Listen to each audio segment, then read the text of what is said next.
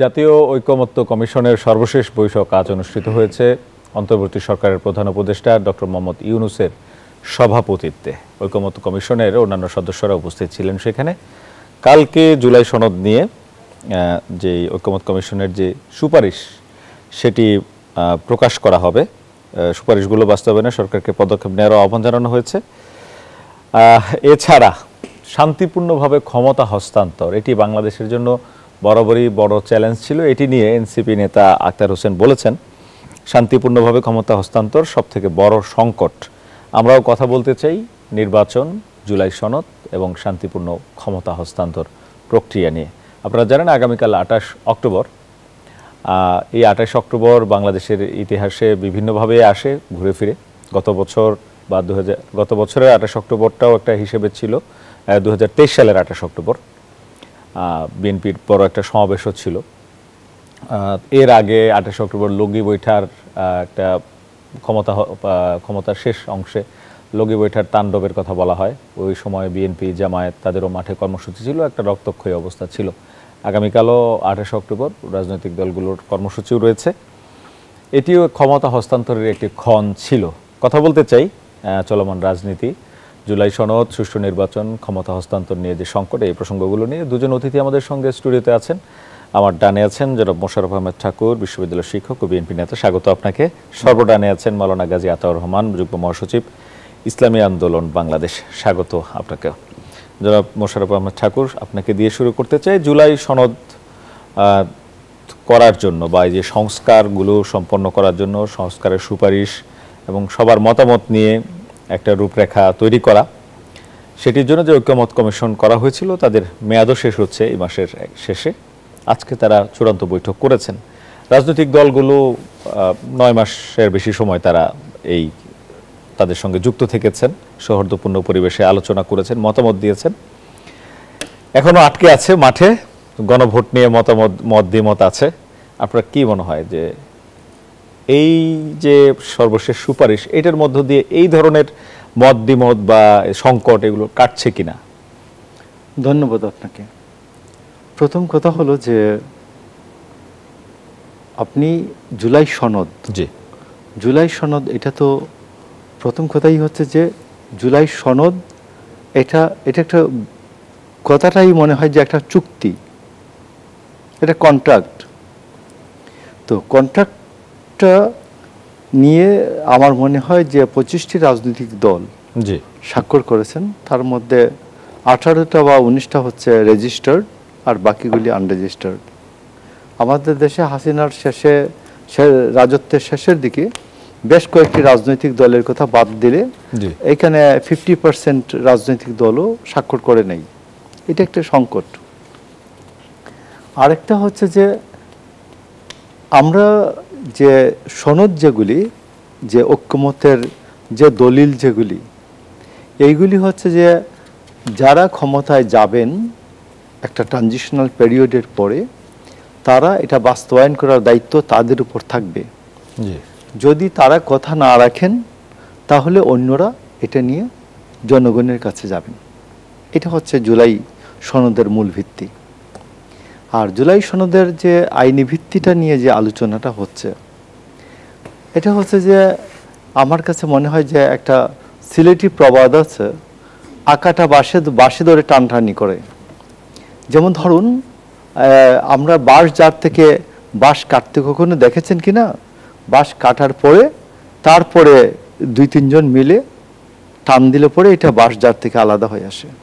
আর বাঁশ না কেটে যদি আপনি ওটাকে টানটানি করেন, এটা কখনোই এটা বাঁশ জার থেকে আলাদা হবে না। তো এখানে আইনি ভিত্তিটার মূল সমস্যাটা আমি আজকে কয়েকদিন ধরে আমরা আলোচনা করছি। সেটা হচ্ছে যে আমরা জনগণের অভিপ্রায় হলো শেখ হাসিনা তুমি যাও, এটা 5 তারিখে কমপ্লিট হয়ে গেছে এবং 5 তারিখে সেনাবাহিনীর পৌরোহিত্যে সেনাপ্রধানের পৌরোহিত্যে জেনারেল ওয়াকারুজ্জামানের পৌরোহিত্যে রাজনৈতিক দলগুলি বঙ্গভবনে বসেছেন। বসে তারা একমত হয়েছেন যে একটা অন্তর্বর্তীকালীন সরকার আসবে। এটা কিভাবে আসবে, এটা সুপ্রিম কোর্টের কাছে মত চাওয়া হয়েছে। সুপ্রিম কোর্ট তারা মত দিয়েছেন এবং রাজনৈতিক দলগুলি আমাদের ডক্টর ইউনূস সাহেবকে মান্যতা দিয়েছে, সেনাবাহিনী তাকে মান্যতা দিয়েছে, আমলাতন্ত্র মান্যতা দিয়েছে। This is the base of doctor Yunus government. তো সেই ক্ষেত্রে এখন আপনাকে অন্যান্য যে কয়েকজন যারা সই করেন নাই জেনারেল এই জুলাই সনদে, তারা বলছেন এটার একটা আইনি ভিত্তিটা লাগবে, এবং আইনি ভিত্তিটা দিবেন কে? দিতে হবে ডক্টর ইউনূসকে, অধ্যাদেশের মাধ্যমে তারা চাচ্ছে। আপনি ডক্টর ইউনূসের এইখানে কোনো প্রকার এখতিয়ার নাই। এইটা এই জুলাই সনদের যে আইনি ভিত্তি দিয়ে জুলাই সনদের আদেশ জারি করার কোনো প্রকার আইনি ভিত্তি নাই। কেন নাই? আপনি দেখবেন যে ডক্টর ইউনূস যে শপথ বাক্যটি পাঠ করেছেন, এই শপথ বাক্যটি হচ্ছে ত্রয়োদশ সংশোধনীতে যে 148 অনুচ্ছেদে বর্ণিত যে পদের শপথ আছে, যে উপদেষ্টা প্রধান উপদেষ্টাদের পদের শপথ, সেই শপথটা হুবহু পাঠ করানো হয়েছে। তো সেই ক্ষেত্রে আমি আপনাকে বলছি যে যারা এইটা চাইছেন, যে ডক্টর ইউনূসের কাছ থেকে যে আদেশ চাইছেন, সাংবিধানিক আদেশ, এরা যে জানেন না বিষয়টা সম্ভব না এমন না। এটা হলো যে এমনি ধরুন জেদ ধরা আর কি, জেদ ধরা। তো আমি আপনাকে বলছি যে আমার মনে হয় যে এটা ডক্টর ইউনূসের পক্ষে আইনি এই আদেশটা জারি করা সম্ভব না। এটা আমাদের যে প্রত্যেকের মধ্যে যে আস্থা বিশ্বাস যেটা আছে, এই বিশ্বাসের পরিধির মধ্যেই থাকতে হবে। বিশ্বাসের ঘাটতি তো আছে, আপনিও দেখছেন। আমি বলছি 9 মাস লাগে নাই। এপ্রিলের 10 তারিখে 1972 সালের এপ্রিলের 10 তারিখে যে কনস্টিটিউশনাল অর্ডিন্যান্স যেটা যে জারি করা হয়েছে, সেইটা 10ই এপ্রিল থেকে 12ই নভেম্বরের মধ্যে এটা কমপ্লিট হয়ে গেছে, রচনা, একটা সংবিধান রচনা কমপ্লিট হয়ে গেছে। আর 9 মাসে ওই জায়গায় আসতে পারেন নাই, আর ওরা এটাতে পৌঁছবেন এটা আমার মনে হয় না। তারপরেও আমি আশায় বুক বাঁধতে চাই যে আমাদের প্রফেসর ডক্টর ইউনূসের অনারেবল একটা এক্সিটের জন্য, সম্মানজনক বিদায়ের জন্য সবাই নিজেদের মধ্যে আস্থা এবং বিশ্বাসের পরিধিটা আরো বিস্তৃত করবেন, এবং একটা সুষ্ঠু নির্বাচনের মাধ্যমে আমরা প্রফেসর ইউনূসকে অনারেবল এক্সিট দেব। জি, আপনার কাছে আবারও আসবো। মাওলানা গাজী আতাউর রহমান, উনি বলেছেন যে একটা জেদ রয়েছে এখানে রাজনৈতিক দলগুলো যারা হচ্ছে রাজপথে আছেন, আপনারা বিশেষ করে পিআর এবং গণভোট, জুলাই সনদের আইনি ভিত্তি, এগুলোর দাবিতে আপনারা কি জেদ থেকেই করছেন না এটা সত্যি সত্যি জরুরি? আর এখানে যে আস্থার সংকটটা আছে কেন হলো? ধন্যবাদ আপনাকে, পাশাপাশি আমার সম্মানিত সহ আলোচক এবং আজকের এই জনপ্রিয় অনুষ্ঠানের দর্শক শ্রোতা বন্ধুগণকে। এখানে প্রথমত আমি একটা বিষয়ে যেতে চাই। স্যার একটা কথা বলেছেন যে জুলাই সনদটা হলো একটা পরবর্তী যারা ক্ষমতায় আসবে তারা বাস্তবায়ন করবে, এবং তারা যদি বাস্তবায়ন না করে তাহলে যারা অপোজিশনে থাকবে তারা এটা আন্দোলন করতে পারে। এই যে কথাটা তিনি বললেন, এটা একটি রাজনৈতিক দলের কথা হতে পারে, কিন্তু এটা কিন্তু বাস্তবতা না। কারণ জুলাই সনদটা হলো আমাদের এই যে সংস্কারের একটা দাবি ছিল, শুধু দাবিই নয়, এই বর্তমান অন্তর্বর্তীকালীন সরকারের যে অঙ্গীকারের একটা অংশ। তারা 3টা মৌলিক অঙ্গীকার করেছিল। তারা যখন ক্ষমতা গ্রহণ করেছে তখন বলেছে তারা প্রথমত সংস্কার করবে, রাষ্ট্র সংস্কার করবে, তারপরে বিচার করবে, গণহত্যার বিচার করবে, আর একটা সুষ্ঠু নিরপেক্ষ নির্বাচন করবে। তো যেই সংস্কারের যেই অঙ্গীকারটা ছিল, সেই সংস্কারের অনেকগুলো বিষয় নিয়ে কিন্তু এখানে জুলাই সনদ হয়েছে। তো জুলাই সনদ এটা যদি পরবর্তী সরকারের হাতে, পরবর্তী যারা ক্ষমতায় যাবে তাদের হাতে ছেড়ে দেওয়া হয়, তাহলে আসলে এই সরকারের কাজটা কি, তাই না? তাহলে তো আসলে অতীতের মতো, অতীতেও অনেকবার অনেক সরকার ক্ষমতায় যাওয়ার আগে অনেক অঙ্গীকার করেছে, কিন্তু আমরা কিন্তু তা বাস্তবে দেখি নাই। তো আমরা এরকম চাই না। মানে ওই আগে বাস্তবায়ন দেখেননি বলেই এখন অনাস্থা না, প্র্যাকটিক্যালে আমাদের আসতে হবে। এখানে শুধুমাত্র কথা বললে তো চলবে না। সংস্কারের যে দাবিটা ছিল এটা কিন্তু কোনো দলের দাবি না, জনগণের দাবি। এবং জুলাই যেই অভ্যুত্থান, এই অভ্যুত্থানের মধ্য দিয়ে কিন্তু এই যে প্রত্যাশাটা, এই প্রত্যাশাটা গোটা জাতির মধ্যে জেগে উঠেছে। সবারই প্রত্যাশা এটা যে রাষ্ট্র যেভাবে অতীতে চলেছিল বিগত 53 বছর, আমরা তেমনটা চাই না।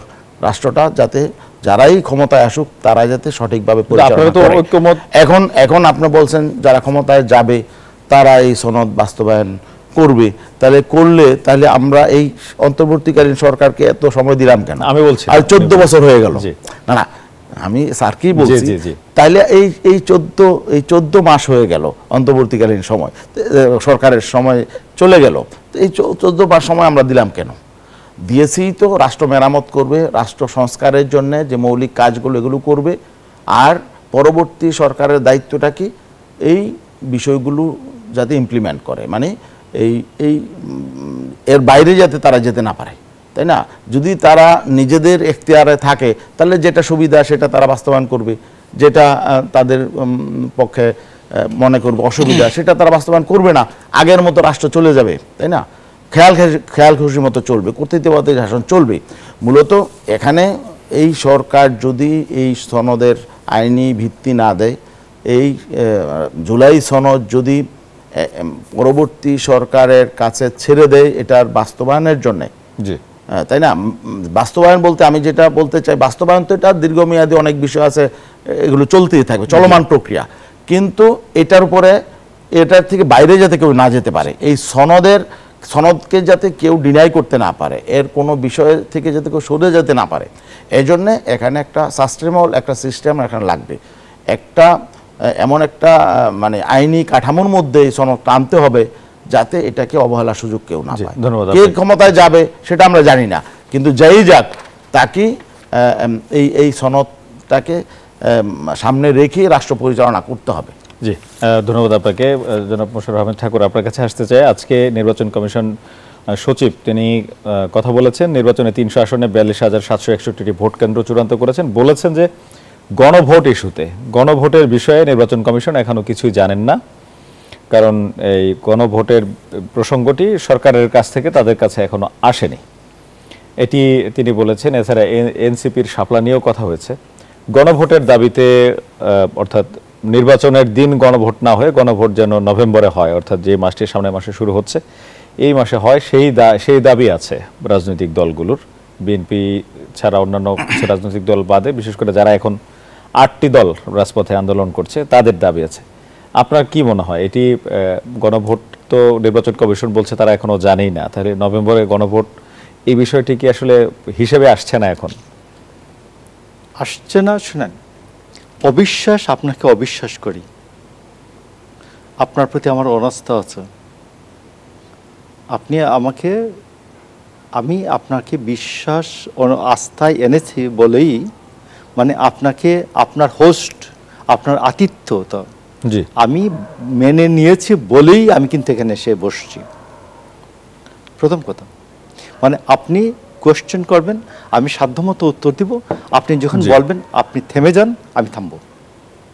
এটা হচ্ছে আমার মধ্যে আপনার মধ্যে ইমপ্লাইড কন্ট্রাক্ট, অনুল্লেখিত চুক্তি। তো কোনো চুক্তি বা কোনো সনদ, কোনো কন্ট্রাক্ট আমরা একমত, এটা অবিশ্বাস এবং অনাস্থার উপর বেস করে হতে পারে না।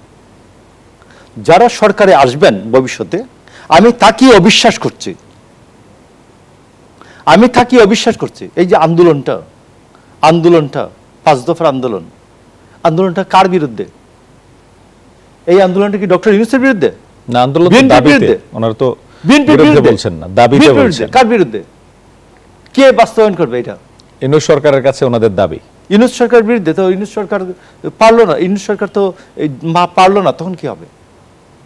আপনি তাকে ফেলে দিবেন, ধাক্কা দিয়ে ফেলে দিবেন, বলবেন যাও quit, as like as Hasina, যাও কুইট, এটা বলবেন তো না। এটা তো এই জন্য আমি আপনাকে বলছি যে অনাস্থা অবিশ্বাস কোনো কন্ট্রাক্টের ভিত্তি হতে পারে না। আপনি একটা গণ অভ্যুত্থানতর পরিস্থিতিতে আপনারা যারা আছেন, গণ অভ্যুত্থানের শক্তি আপনি জানেন কিনা যে 1971 সালে 26%, 70 সালের নির্বাচনেও 26% মানুষ এই আওয়ামী লীগের বিরুদ্ধে ভোট দিয়েছিল, 26% মানুষ। তো এই 26% মানুষকে আমরা বের করে দিয়েছি দেশ থেকে, দেই নেই তো। তো আমি আপনাকে বলছি যে একটা গণ অভ্যুত্থানে প্রায় 1400 মানুষ মৃত্যুবরণ করেছে, 40,000 মানুষ পঙ্গুত্ব বরণ করেছে। এর পরে যে সরকারটি আসবে সেই সরকারটি গত সময়ে যে সরকারগুলি যে আচরণ করেছিল সেই রকম করবেন, এই বলে আমি আন্দোলনটা করছি। আমি আগামী সরকারটাকে অবিশ্বাস করছি, তারা এই জুলাই সনদের কোনো অঙ্গীকার বাস্তবায়ন করবে না। এটা যুক্তিসঙ্গত না। নাম্বার 2 হচ্ছে, আমি আপনাকে বলছি যে আজকে যে গণভোটের সম্বন্ধে আমি একটু আগে বেড়ে কথা বলা হয়ে যাচ্ছে, এটা যে গণভোট সম্বন্ধে বলা হচ্ছে কেউ যে গণভোট আর একই দিনই হলে সংসদ নির্বাচনটা একই দিনই হলে সংসদ নির্বাচনের যে আসপেক্ট আছে যে এইটা নষ্ট হবে। কিভাবে নষ্ট হবে? যে মানুষ তালগুল পাকিয়ে ফেলবে কোনটা গণভোট কোনটা সংসদ নির্বাচন। আপনাকে বলি, উপজেলা নির্বাচনে কয়টা ব্যালট থাকে খেয়াল করুন। উপজেলা ইউনিয়ন পরিষদ, একটা উপজেলা নির্বাচনে উপজেলা চেয়ারম্যান ব্যালট থাকে, একটা হচ্ছে পুরুষ ভাইস চেয়ারম্যানদের ব্যালট থাকে, আর সংরক্ষিত মহিলা ভাইস চেয়ারম্যানদের ব্যালট থাকে। 3টা ব্যালট থাকে উপজেলা নির্বাচনে। এবং ইউপি নির্বাচনে চেয়ারম্যান, মেম্বার, সংরক্ষিত মহিলা মেম্বার, 3টা ব্যালট থাকে। তো 3টা ব্যালটে ওইখানে টার্ন ওভার হয় সবচেয়ে বেশি, ভোটার টার্ন ওভার। তো সেইখানে যদি বাংলাদেশের মানুষ তালগুল না পাকায়, তাহলে আমার মনে হয় যে গণভোটে এবং ইয়ার দিন একই দিন হতে সমস্যা নেই। আগে হলে আপত্তি কি? আগে হলে আপনি নির্বাচন কমিশন আছে, দেখেন রাজি করাতে পারেন কিনা, ডক্টর ইউনূস রাজি করাতে পারেন কিনা। আমি আমার আপত্তি দিয়ে রাখলাম। আমি মনে করি যে বাংলাদেশের মানুষকে এত আন্ডারমাইন করা এটা ঠিক হবে না। যে বাংলাদেশের মানুষ যেহেতু 3টা ব্যালটের নির্বাচনে 3টা ব্যালট দিয়ে অভ্যস্ত, এখানে 2টা ব্যালট আসলে যে ভোট দিতে পারবেন না তারা, এদেরকে জনগণকে এত আন্ডারমাইন করা। গাজী আতাউর রহমান, মানে সরকার কি আপনাদের এই দাবিগুলোকে মানে থোড়াই কেয়ার করছে? এবং উনি যেটি বলছেন যে আস্থা অনাস্থার ভিত্তিতে, মানে এটা তো কোনো ভিত্তি নয় নিশ্চয়ই। আপনারা তো যেটা বলছেন যে ভবিষ্যতে সরকার যেন ফ্যাসিবাদী না হয়ে ওঠে সেটির কথা বলছেন আপনারা, যেটা আমাদের অভিজ্ঞতাটা কি, আমাদের বিগত 53 বছরের রাষ্ট্রের অভিজ্ঞতাটা কি? জি, এখানে তো আস্থা অনাস্থা উনি একটা ভালো কথা বলেছেন, কিন্তু আসলে কি আমাদের রাজনীতিতে আস্থার সেই পরিবেশটা অতীতে ছিল না। এখন অতীতে ছিল না, ভবিষ্যতে হয়ে যাবে, এটা তো মুখের কথা না। আমরা কি দেখতে পাচ্ছি? অতীতে আমরা বড় বড় রাজনৈতিক দলগুলোর যে আচরণ দেখেছি, ঠিক এখনও তো তাই হচ্ছে। এ থেকে তো আমরা বেরিয়ে আসতে পারি নাই। আমাদের রাজনৈতিক কালচার যা ছিল তাই কিন্তু আছে এখনো, তাই না? আমরা যে খুব একটা পরিশুদ্ধ হয়ে গেছি এমনটা কিন্তু না, তাই না? আর যদি অনাস্থা নাই থাকবে, তাহলে কেন তত্ত্বাবধায়ক সরকার নিয়ে আমরা আন্দোলন করতে হয় বারবার? আস্থা নাই তো, আমাদের রাজনৈতিক দলগুলোর উপর পারস্পরিক আস্থা নেই। এবং সত্যিকার অর্থ হলো যে বিগত দিনে যারা রাষ্ট্র ক্ষমতায় ছিল তারাই বরং সেই আস্থার পরিবেশটা নষ্ট করেছে। তত্ত্বাবধায়ক সরকার কেন আসলো? এই জন্য তো এসেছে যে সরকারগুলো নিরপেক্ষ নির্বাচন করতে দেয় না তারা। নিজেদের দায়িত্বে থাকা, দায়িত্ব কিন্তু নির্বাচন কমিশনের, তারপরও নির্বাচন কমিশনকেই বরং তারা সুষ্ঠুভাবে নিরপেক্ষ দায়িত্ব পালন করতে তারা দেয় না। এই জন্যই কিন্তু তত্ত্বাবধায়ক সরকার এসেছে, সেটা তো অনাস্থার কারণেই এসেছে। তো বাকি অতএব এখানে এই জন্যই আমরা কিন্তু একটা চুক্তিতে এসেছি। এখন সেই চুক্তিটাকে যদি আমরা কার্যকর না করি, পরবর্তী সরকারের প্রতি আমরা আস্থায় বিশ্বাসে আমরা রেখে গেলাম, আবার অতীতের মতো হলো, তো কোনো পরিবর্তন তো হলো না।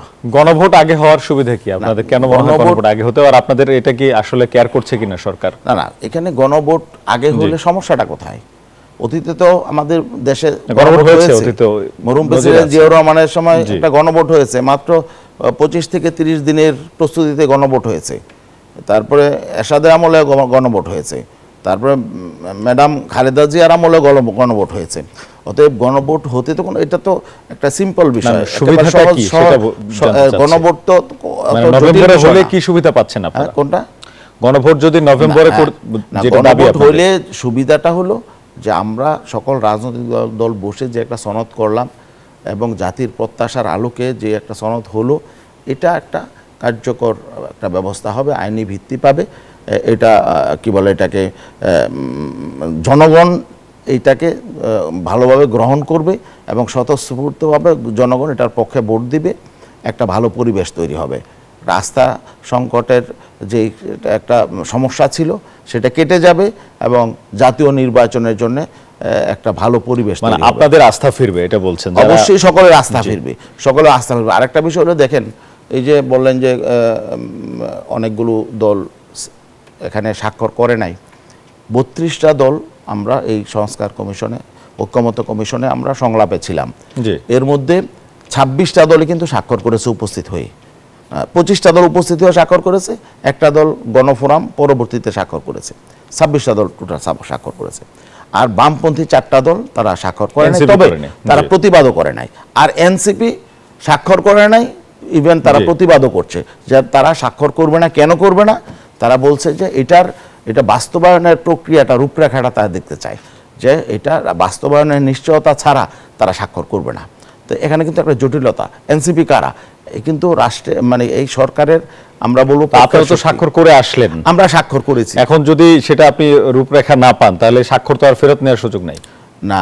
এই জন্যই তো আমরা বলছি যে এখানে আমরা স্বাক্ষর করেছি আস্থা বিশ্বাস রেখি, যে সরকার বলেছে, তারা অঙ্গীকার করেছে যে এটা তারা একটা সাংবিধানিক আদেশ দিবে, তারা এই আদেশ দিবে এবং গণভোট হবে, এবং গণভোটের ব্যাপারে কিন্তু সকল দল একমতে পড়ছে, সময় নিয়ে দ্বিমত আছে। হ্যাঁ এখন টাইমিংটা নিয়ে হলো মতপার্থক্য। কিন্তু এখানে দুইটা বিষয় কিন্তু সেটেল হয়ে গেছে, যে এই সনদের একটা আদেশ হবে এবং সেই আদেশের ভিত্তিতে একটা গণভোট হবে। এখন শুধুমাত্র গণভোটটা কবে হবে, কখন হবে, এটা নিয়ে মতপার্থক্য। অনেক ধন্যবাদ। একটা বিরতির সময় হচ্ছে। দর্শক, কথা বলছিলাম চলমান রাজনৈতিক পরিস্থিতি নিয়ে। একটা বিরতি নিচ্ছি, ফিরছি একটু পর, সাথে থাকুন। বিরতির পর আবারও স্বাগত। দেখছেন RICSটির জনতন্ত্র গণতন্ত্র। বৃহৎ নির্বাচনী জোট গড়ার চিন্তা করছে বিএনপি। এর মধ্যে বিএনপির মনোনয়ন প্রত্যাশী যারা রয়েছেন তাদের সাথে মত বিনিময় বা তাদের মতামত, তাদের ইন্টারভিউর মতো হচ্ছে গুলশান কার্যালয় বিএনপি চেয়ারপারসনের। 2 দিন ধরে এটি চলছে, আগামীকালও হয়তো চলবে। তো বিএনপি এই ধরনের কথা ভাবছে, আর সুষ্ঠু ভোট যদি না হয় তাহলে এটি বাতিল করা হবে প্রধান উপদেষ্টার কাছে, এমন ঘোষণা চেয়েছে জামায়াত। আর মার্কা হিসাবে শাপলা প্রতীকী চায় হচ্ছে এনসিপি, এটি বলেছেন সার্জিস। এনসিপি কোন জোটে যাবে সেটি তারা এখনো নির্ধারণ করেনি। বিএনপি এবং জামায়াত দুই দিকেই তারা দরজা খোলা রাখছে। এই যে জোটের রাজনীতি, ভোটে, এটি নিয়ে একটু কথা বলতে চাই। বিএনপি কি ভাবছে সেটিও একটু শোনার চেষ্টা করব। যদিও বিএনপি নেতা সালাউদ্দিন আহমেদ বলেছেন বৃহৎ জোট করবেন। জনাব মোশাররফ আহমেদ ঠাকুর, আপনার কাছে জানতে চাই, বিএনপির নেতা সালাউদ্দিন আহমেদ বলেছেন যারা যুগপৎ আন্দোলনে ছিলেন, স্বৈরাচার বিরোধী আন্দোলনে, ফেসিবাদ বিরোধী আন্দোলনে যারা যুগপৎভাবে ছিলেন তাদেরকে নিয়েই বড় জোট করবেন সালাউদ্দিন আহমেদ। এর আগে কিন্তু উনি ঘোষণাও দিয়েছেন যে জামায়াতের সাথে জোট হচ্ছে না, বা অন্য যারা আরো 2-1টি দল যারা জামাতের দিকে ঝুঁকে আছে তাদের কথা বলা হয়েছে। তাহলে বৃহৎ জোট কিভাবে হচ্ছে? না, প্রথম কথাটা হচ্ছে যে বিএনপির একটা কথা ছিল, আগে একটা জাতীয় সরকারের কথা ছিল যে আমরা শেখ হাসিনা বিরোধী আন্দোলনে, ফেসিবাদ বিরোধী আন্দোলনে যারা আছে আমরা সবাইকে নিয়ে একটা গভর্নমেন্ট করব। বিএনপি এই কথাটাতে এখনো আছে, কিন্তু এর মধ্যে শেখ হাসিনা আর এক্সিস্টিং নাই, মানে ফেসিবাদ উৎখাত হয়ে পালিয়ে যাবে, এটা তো আর কেউ তখন কল্পনা করে নাই যে হাসিনার পতন হবে, তারপর একটা নির্বাচন হবে, আমরা সবাইকে নিয়ে, হাসিনা এরা একদিকে থাকবে, আমরা সবাই মিলে একদিকে থাকব। এখন আমি আপনাকে বলি যে এই জায়গাটাতে একটা বিএনপি এখনো চায় যে যারা আমাদের ফেসিবাদ বিরোধী আন্দোলনে আমরা ছিলাম, আমরা একটা মিত্রতার বন্ধনে, আমরা একটা ঐক্যমতের বন্ধনে, যেমন আপনি ব্রিটেনে শুনবেন যে হার লয়াল অপোজিশন, এখানে আমি বলবো হার লয়াল অপোজিশন তো না, হার লয়াল অপোজিশন মানে স্টেটের লয়াল, রাষ্ট্রের লয়াল অপোজিশন।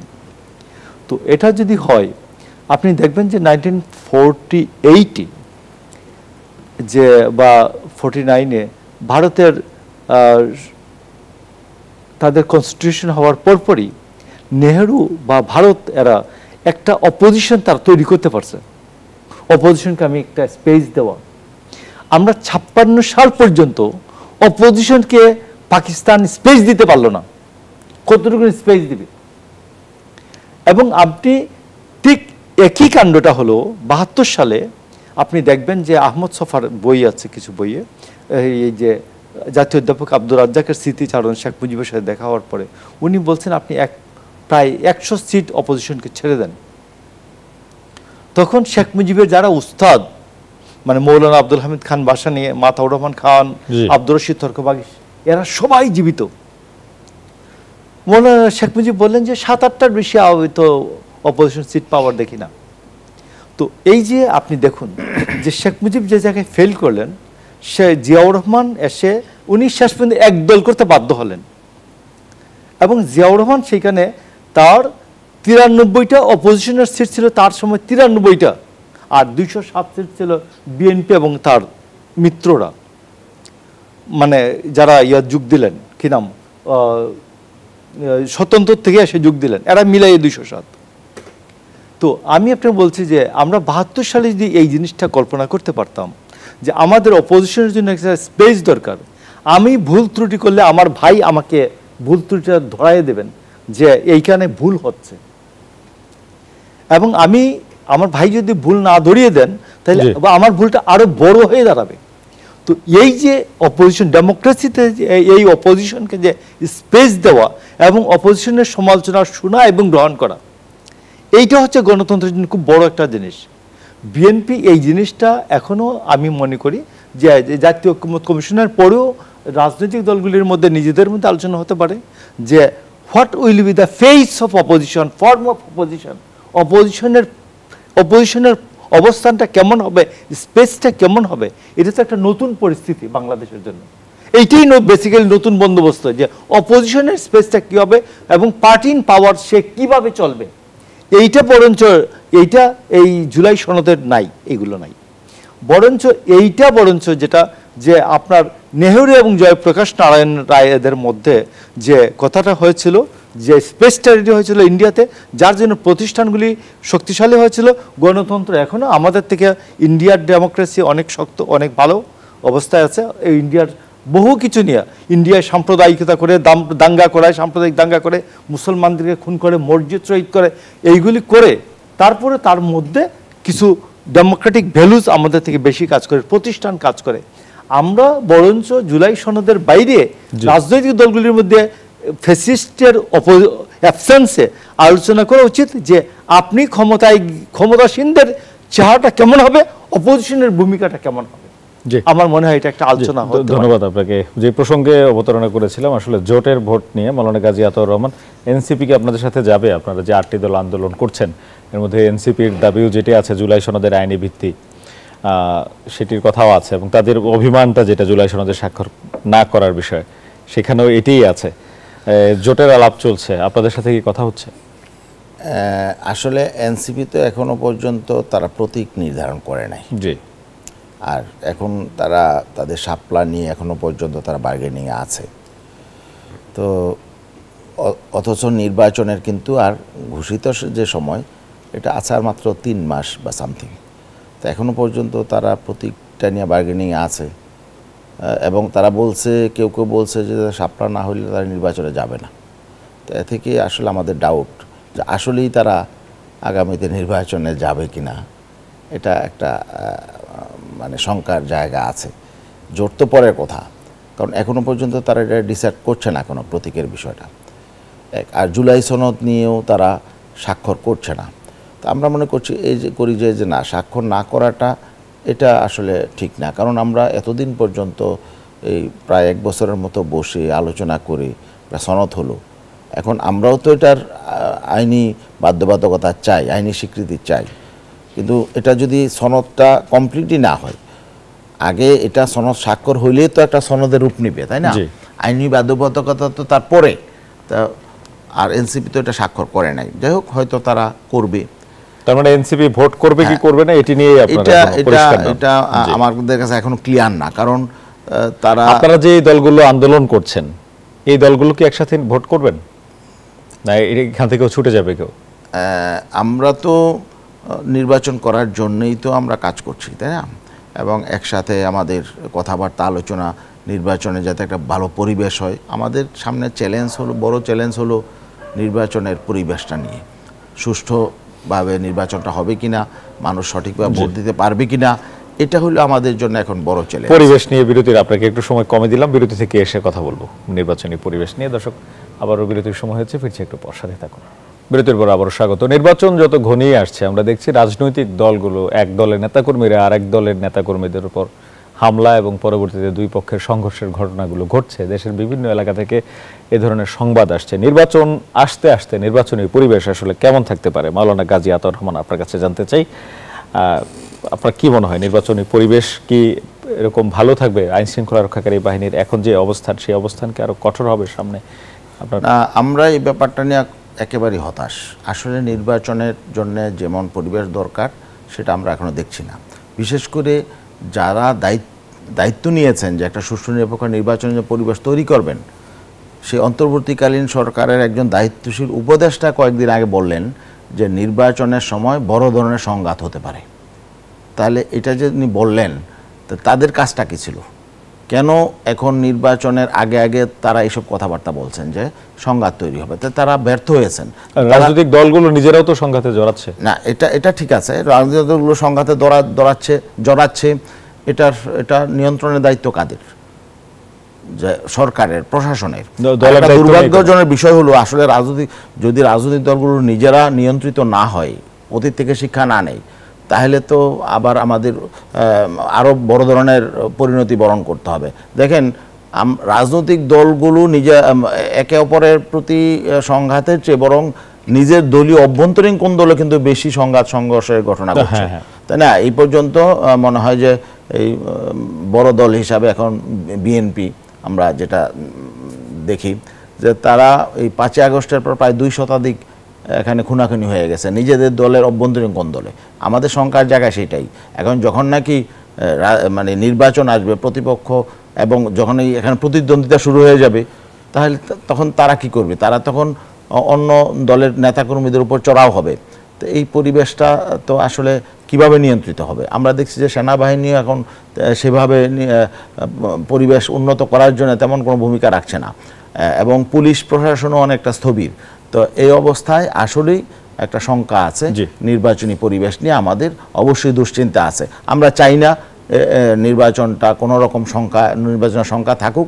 আমরা একটা ভালো পরিবেশে, উৎসবমুখর পরিবেশে একটা ভালো নির্বাচন হোক, এটা আমরা প্রত্যাশা করি। ধন্যবাদ আপনাকে। সময় তো কম, এই সময়ের মধ্যে এই যে রাজনৈতিক দলগুলোর যে উনি যেটি বললেন নিজেদের মধ্যে সংঘাতে জড়ায় যান আরেক দলের সঙ্গে, তো এটা খুবই আরো সহজ এই প্রতিদ্বন্দ্বিতাপূর্ণ পরিবেশে। তাহলে এত যে আয়োজন, এত সংস্কার আয়োজন, সবকিছু মিলিয়ে এই সংঘাতময় অবস্থা বা আইন শৃঙ্খলা পরিস্থিতির অবনতি বা নির্বাচনী পরিবেশ যদি এইরকম হয়, তাহলে কি আপনার মনে হয় না যে ভোটের ব্যালট বাক্স নিয়ে কেউ দৌড়াদৌড়ি শুরু করে দিবে? ওখানে আগের মতোই ককটেল ফাটতে পারে, মারামারি কাটাকাটি, মানে এই ব্যালট বাক্স নিয়ে দৌড়াদৌড়ির থেকেও আমি আপনাকে বলছি যে ইলেকশনের আগে, প্রাক নির্বাচনী অবস্থায় বাংলাদেশে এর আগে এত অস্ত্র বাইরে ছিল না কখনো।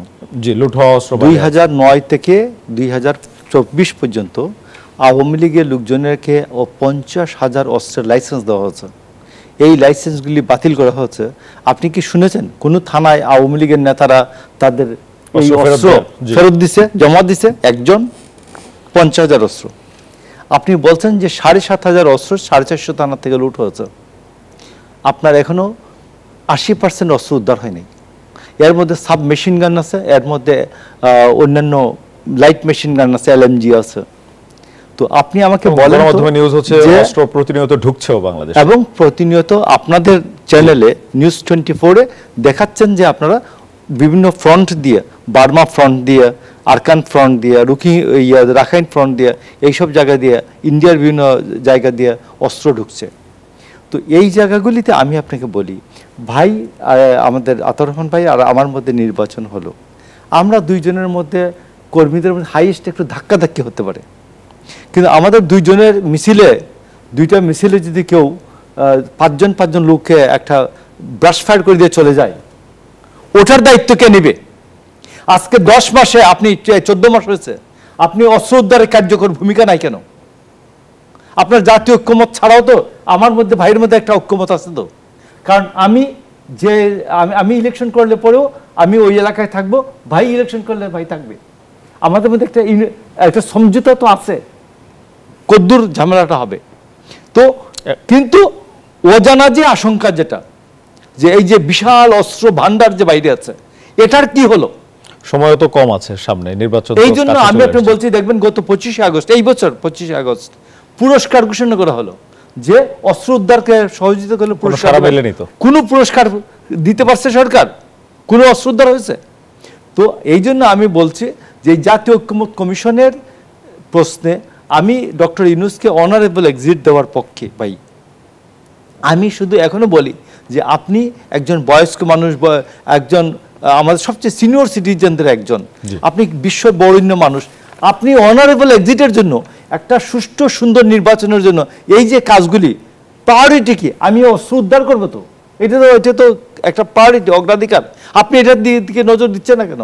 বুকিশ কার্যকলাপ নিয়ে আপনি সব বই কেন্দ্রিক কার্যকলাপ নিয়ে সব ব্যস্ত। আমি মনে করি বই কেন্দ্রিক কার্যকলাপ নিয়ে ব্যস্ততা না নিয়ে যে রাজনৈতিক নেতাদের কাছে জিজ্ঞেস করেন মাঠের অবস্থাটা কি, কোথায় কোথায় অস্ত্র আছে, কোথায় কোথায় অস্ত্র লুকিয়ে আছে, ওই জায়গাগুলির থেকে অস্ত্র মাটি করে বের করে আনেন। এটা হচ্ছে সরকারের অগ্রাধিকারের প্রথম দায়িত্ব।